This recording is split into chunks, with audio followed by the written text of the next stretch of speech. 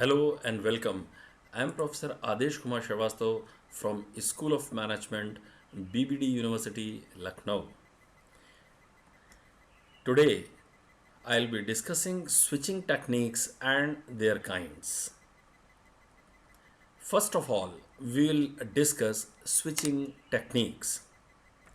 In this lecture of switching techniques, we'll be discussing definitions, the kinds of switching techniques, their advantages and disadvantages. So let us start the class today. First of all, the definition. As applied to networking and IT, it is the practice of directing a signal or data element toward a particular hardware destination. So, the mechanism for exchange of information between different computers and network is called switching in networking. In other words, we can say that any type of signal or data element directing or switching toward a particular hardware address or hardware piece is switching. So let us discuss this one once again. In this switching technique, we can say, in other words, that any type of signal or data element directing or switching toward a particular address or hardware pieces is called switching. So basically, switching is the route changing technique, or you can say directing from one node to another. So this hardware address or hardware piece, when we direct or switch towards any particular hardware, that is called switching. Switching is actually the process to forward packets coming in from one port to a port leading towards the destination. When data comes on a port, it is called ingress, and when data leaves a port or goes out, it is called egress. So a communication system may include number of switches and nodes. So I hope with this explanation we have understood what is definition. In simple words, we can say that any type of signal or data element directing or switching toward a particular hardware address is called switching. So let us proceed further. Hardware devices that can used for switching data in single location, like college lab is hardware switch or hub. But if you want to transfer data between one location to different location or remote location, then we can use router or gateways. For example, when a telephone call is placed, there are numerous junctions in the communication path that perform this movement of data from one network onto another network. One of the example is gateway that can be used by internet service providers to deliver a single to another uh, to deliver a signal to another internet service providers for exchange of information between different locations. Various types of switching techniques are used in networking. In large networks, there might be multiple paths linking sender and receiver. Information may be switched as it travels through various communication channels. Now, we'll understand the kind of switching. As far as kinds of switching is concerned, we have basically three kinds of switching techniques. Number one is circuit switching, number two is message switching, and number three is packet switching. Now we'll be discussing all these techniques one by one. So first of all, we'll take up circuit switching. Circuit switching is the real time connection oriented system. In circuit switching, a dedicated channel or circuit is set up for a single connection between the sender and recipient during the communication session. In telephone communication system, the normal voice call is the example of circuit switching. The telephone service provider maintain an unbroken link for each telephone call. Circuit switching is passed through three phases. These are circuit establishment, data transfer, and data disconnect. So we have seen in circuit switching, there will be a dedicated path for particular data transfer, and there will be three phases. Number one will be circuit establishment. First, the circuit will be established, then data transfer will take place, and when the data transfer is over, then circuit will be disconnected. So these are the three phases of circuit switching. Circuit switching is a technique that directly connects the sender and the receiver in an unbroken path. Telephone switching equipment, for example, establishes a path that connects the caller's telephone to the receiver's telephone by making a physical connection. In this type of switching technique, once a connection is established, a dedicated path exists between both ends until the connection is terminated. So, at the both end, there will be a dedicated path from sender to receiver until the connection is terminated. And routing decisions means these routes from sender to receiver must be made when the circuit is first established, because routing decision cannot be changed afterwards and decision cannot be made after that time. So routine decisions must be made before the establishment of the dedicated path. In circuit switching, network operates almost the same way as the telephone system works. As we have discussed earlier, a complete end-to-end path must exist before communication can take place. This also we have understood that there should be a dedicated path. So end-to-end path must exist. A dedicated path must exist before communication can take place. A computer initiating the data transfer must ask for a connection to the destination. So the sender asks for the connection from the receiver. Before the establishment of the connection, the destination must be send the acknowledgement to the source node to indicate that it is ready and willing to send and receive the data. So the two things take place. First, the sender asks for the request of sending data. Then the receiver also gives the acknowledgement that it is ready and willing to send and receive the data. That is to maintain a communication. Now, what are the advantages of circuit switching? The biggest advantage is that a communication channel, once established, is dedicated. There is a dedicated path, dedicated communication channel that is available for circuit switching. Now, what are the disadvantages of circuit switching? Possible long wait to establish a connection. 10 seconds more on long distance or international calls, during which no data can be transmitted. So we have seen that when we dial to any particular person, for few seconds we had to wait and we listen the beep sound. Actually that is the time when the circuit is being established and the demand from the sender is being sent to the receiver and the acknowledgement from the receiver is being sent to the sender. So these are the formalities of the dedicated path that take place before that path exists. So that is a time of approximately 10 seconds and it may be more on long distance or international calls. So this is the first disadvantage. Number two is it is more expensive than any other switching techniques because a dedicated path is required for each connection. Next disadvantage is it has inefficient use of communication channel because the channel is not used when the connected system are not using it. For that time the channel is wasted. Now we'll move towards message switching. This is another kind of switching. Now let us discuss message switching. In message switching, there is no need to establish a dedicated path between two stations.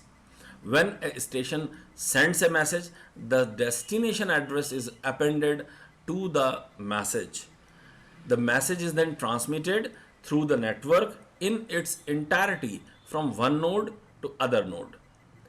Each node receives the entire message, store it in its entirety on disk, and then transmit the message to the next node.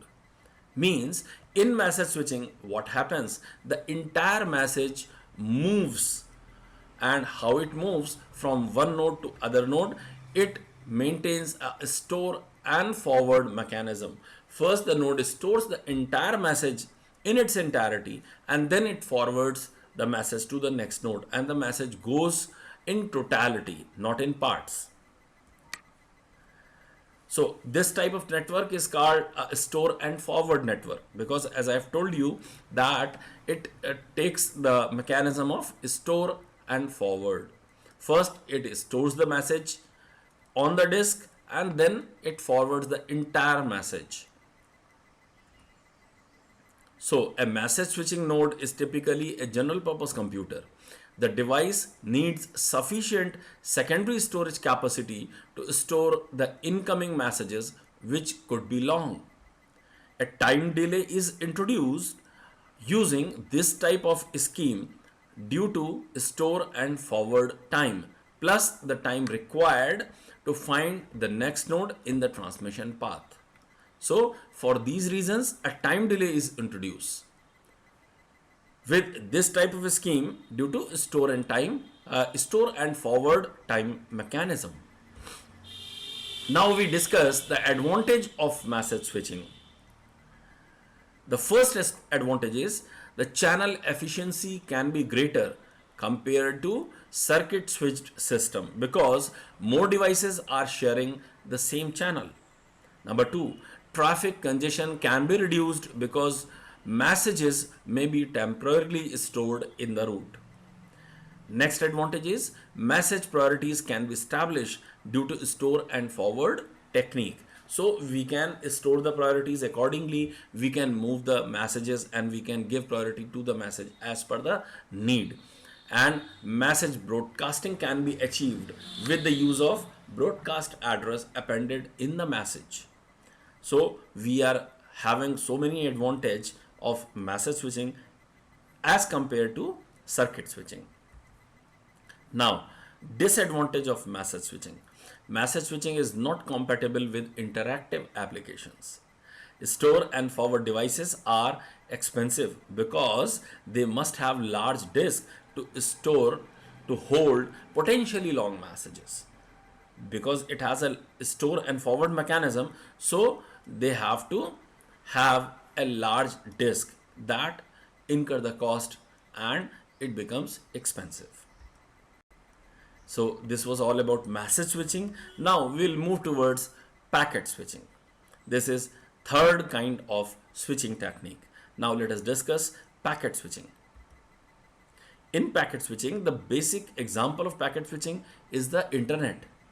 In packet switching, data can be fragmented into suitably sized pieces in variable length or blocks that are called packets, that can be routed independently by network devices based on the destination address contained certain formatted header within each packet.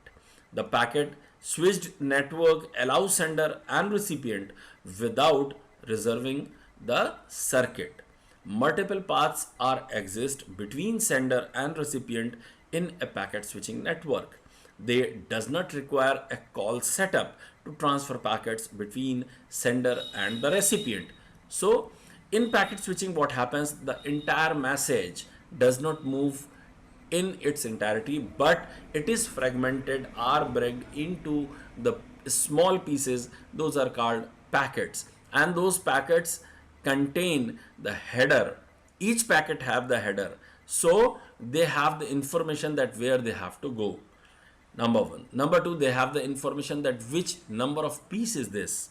So because there are number of pieces, they have got numbering also, that which number of pieces this, first number of pieces this, or second number of pieces this, or third number of pieces this, like that.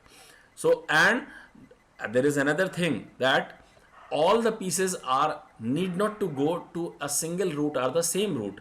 They may adopt different routes because there are different routes available. So all the pieces go through different routes. That's why the speed is much better than other techniques. But what happens forward, what happens ahead, let us see.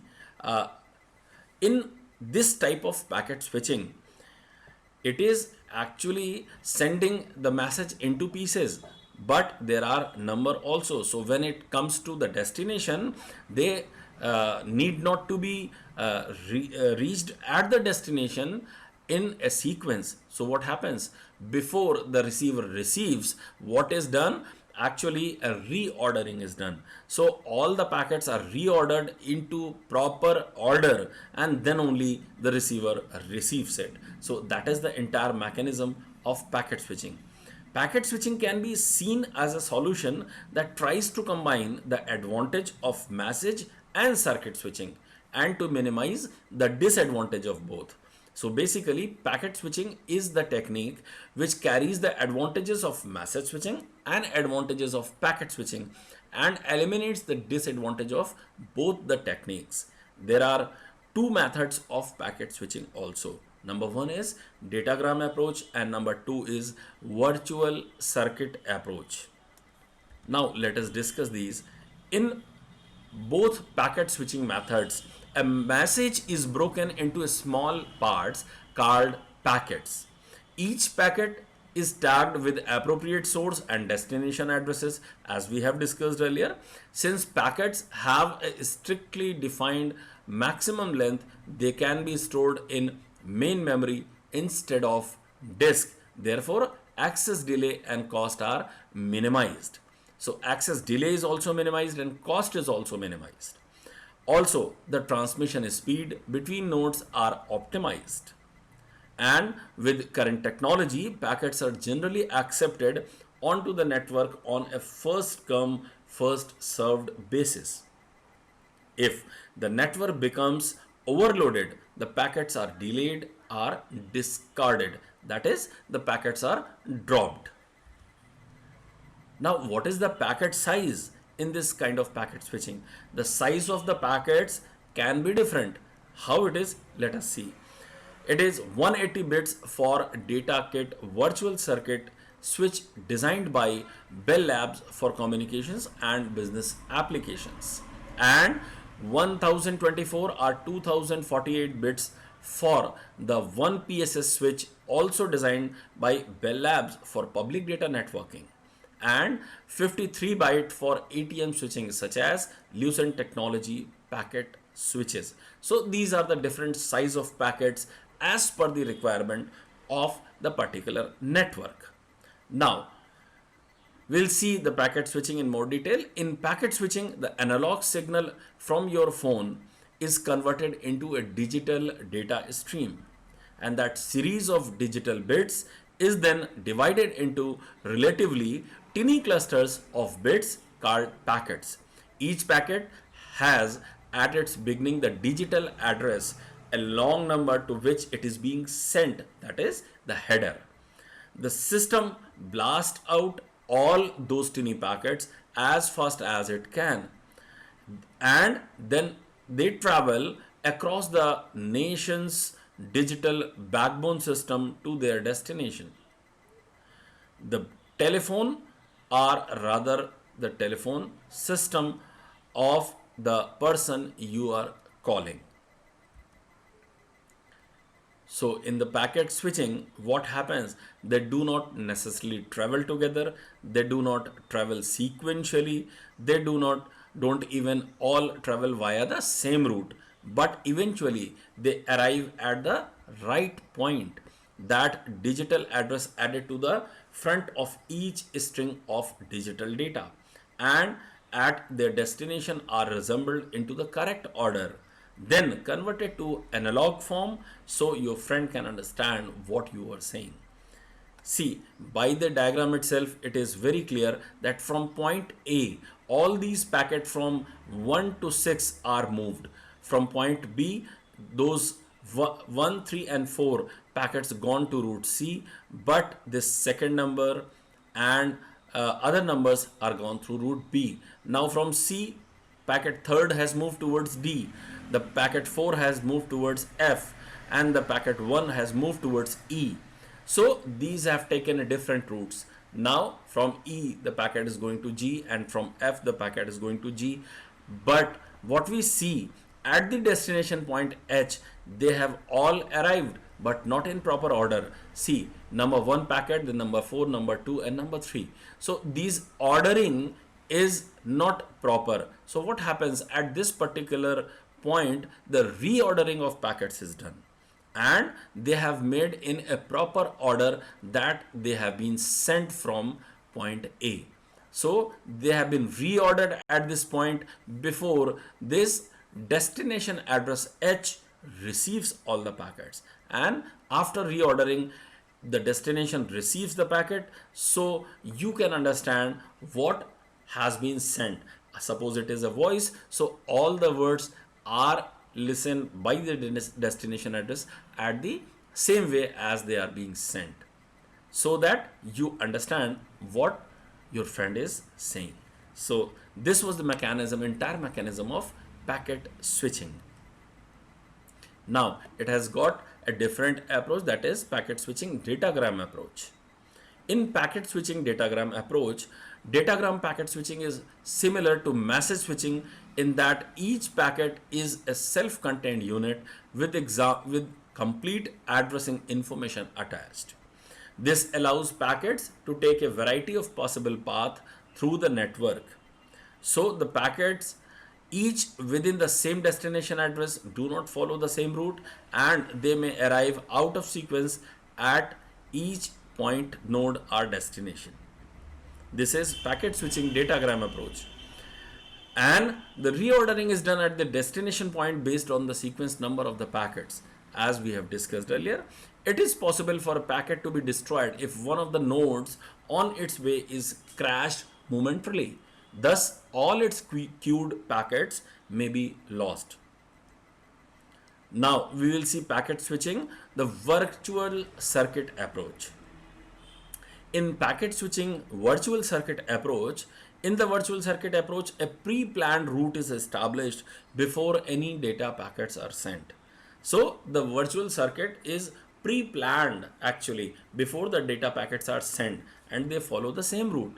A logical connection is established when a sender send a call request packet to the receiver, and the receiver send back an acknowledgement packet, call accepted packet to the sender if the receiver agrees on conversational parameters. So what are these conversational parameters? The conversational parameters can be maximum packet sizes, path to be taken, and other variables necessary to establish and maintain the conversation. So these are the conversational parameter on which the receiver agrees and sends an acknowledgement packet, that is called call accepted packet acknowledgement, that he sends to the sender. Then only the circuit is established and the transmission takes place. But here is a very important point that we all need to understand. Virtual circuits employ acknowledgements, flow control and error control. So virtual circuits are reliable. That is, they have the capacity to inform upper protocol layers if a transmission problem occurs. They can inform to the upper protocol layer. But in virtual circuit, there is a very important thing that we all need to understand. The route between the station does not mean that it is a dedicated path, as in circuit switching. Because we are saying that there is a route defined, but it does not mean that it is a dedicated path from sender to receiver. Rather, it is a route that is a pre-planned route, but it is not a dedicated circuit. So this is the difference we all need to understand between the virtual circuit approach of packet switching and the circuit switching technique. In circuit switching, there is a dedicated path. No other transmission can take place beyond sender and receiver.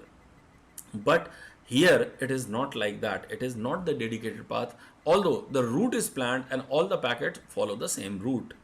A packet is still buffered at each node and queued for output over a line. So this was all detail of packet switching virtual circuit approach. Now, what is the difference between virtual circuit and datagram approaches? With virtual circuit, the node does not need to make a routing decision for each packet. It is made only once for all packets using that virtual circuit. That virtual circuit guarantees that the packet arrives in the order they are sent. So, in this virtual circuit approach, what happens? The reordering is not needed because this virtual circuit approach guarantees that the packet arrive in the order they are being sent from the sender. There are no duplicates or omissions. There are no errors with high probability, regardless of how they are implemented internally. Now, we'll discuss the advantages of packet switching. The main advantage of packet switching network is the efficiency. The other advantage is that it is fault tolerant. In packet switching, the quality of data transmission is kept high, that is almost error free. Packet switching is cost effective because switching devices do not need massive amount of secondary storage. As we have discussed earlier, that they can be stored in the main memory. So the disk space, the huge disk space is not required. So the cost is minimized. Packet switching offers improved delay characteristics because there are no long messages in the queue. So maximum packet size is fixed. Because the packet size is fixed, so packet switching offers improved delay characteristics and there is no long messages in the queues. Packets can be rerouted if there is any problem such as busy or disabled links. The advantage of packet switching is that many network users can share the same channel at the same time. As we have said that there is not a dedicated path, so other channel can also share, other network can also share the same channel. Packet switching can be minimize link efficiency by making optimal use of link bandwidth. So packet switching can be maximized. So maximize link efficiency by making optimal use of link bandwidth. So these are the advantages of packet switching. We have seen that there are many advantages of packet switching, and that's why it is called the most advanced technique in switching. But there are few disadvantages also. So now we'll discuss the disadvantage of packet switching. Packet switching are typically more complex. It can add some initial cost in implementation. If packet is lost, sender needs to retransmit the data, the same packet. Another disadvantage is that packet switched systems still can't deliver the same quality as dedicated circuit in applications requiring very little delay, like voice conversation or moving images. So these are the disadvantage of packet switching, but still there are many advantages of packet switching, and that's why it is called the most advanced technique, and this is the vitally used techniques nowadays in the networks, especially the internet. So thank you all for watching this particular lecture and being a patient listener for this lecture. Thank you. Thanks a lot. And you're always welcome for all your queries and doubts. You can ask all your queries online and offline. And one very important request to all of you, that you all should subscribe the channel and press the bell icon, so that when I make any new video, the information first reaches to you. So thank you all. Thank you and goodbye.